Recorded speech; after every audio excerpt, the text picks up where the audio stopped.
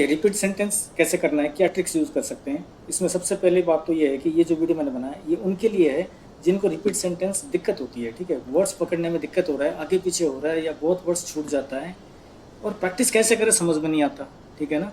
ये उनके लिए है जो थोड़ा बहुत वर्ड्स पकड़ रहे हैं और आगे उसको इंक्रीज़ करना है, वर्ड्स की इंक्रीज़ करानी है, तो उनके लिए ये ट्रिक बहुत बढ़िया काम आएगा। और गारंटी के साथ मैं कह रहा हूँ, अगर इस तरह से प्रैक्टिस करोगे आपको 3-4 दिन के अंदर आपका फ़र्क डेफिनेट मिलेगा आपको, ठीक है। इसमें करना क्या, नॉर्मली आप लोग क्या करते हो, सारे क्या करते हैं, रिपीट सेंटेंस को चलाया, पूरा सेंटेंस चला, सुन लिया, बोल दिया, ठीक है। वर्ड्स पकड़ में आ गए, ठीक है, नहीं आया जो सुन लिया, जैसे सुन लिया बोल दिया, नहीं तो इधर उधर के वर्ड्स और जोड़ देते हैं, हम गलत वर्ड्स बोल देते हैं, ठीक है।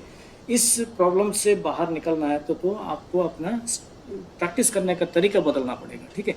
बहुत आसान तरीका है, सिंपल सा तरीका है, इसको प्रैक्टिस करके देखो आप 2 दिन, फिर आप देखना आपका स्कोर में डेफिनेटली फ़र्क आ जाएगा, आपका कॉन्फिडेंस लेवल भी बहुत बढ़ जाएगा। आपने करना क्या है, जब आप रिपीट सेंटेंस को चलाओगे, आप जब ये स्टार्ट होता है, बोलना स्टार्ट करेगा ना, पहला 1 2 3 4 5 या 1 2 3 4 जितने भी वर्ड्स आपको पहले के जितने भी वर्ड्स आपको क्लियरली समझ में आया, क्लियरली सुनने में आया, वहाँ पे पॉज कर दो, वहाँ पे पॉज कर दो और उतना ही बोलो।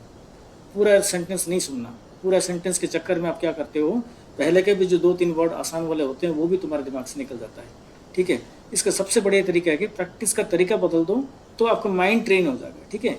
आपका माइंड उन 4-5 वर्ड को अच्छी तरह पकड़ने लगेगा, ठीक है। तो करना क्या, आपने पहला 3-4 वर्ड जितना तक आपको क्लियर सुनाई दे रहा है उतना ही चला के पॉज करो, बोल दो फटाफट। फिर अगले पे जाओ, फिर उतना ही वर्ड, 3-4 वर्ड या 5 वर्ड, किसी में 5 वर्ड आपको आसान लग सकता है, किसी में 3 लग सकता है, किसी में 4 लग सकता है, उसमें कोई टेंशन वाली बात नहीं है। पहले जितना क्लियर वर्ड्स पकड़ में आ रही है उतना ही बोलना सीखो पहले।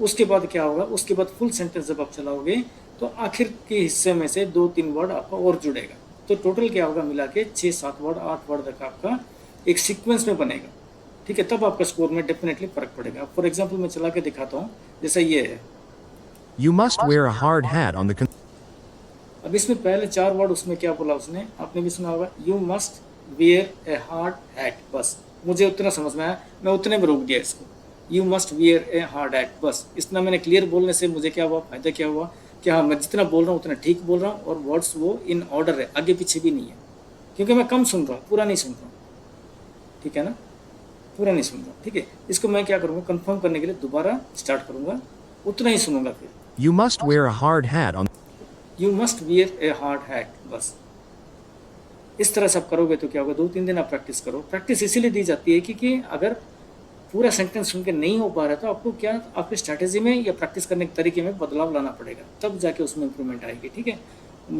आपको ये अच्छा लगा होगा, प्रैक्टिस करके देखना, अगर इंप्रूवमेंट आया तो डेफिनेटली बताना मुझे।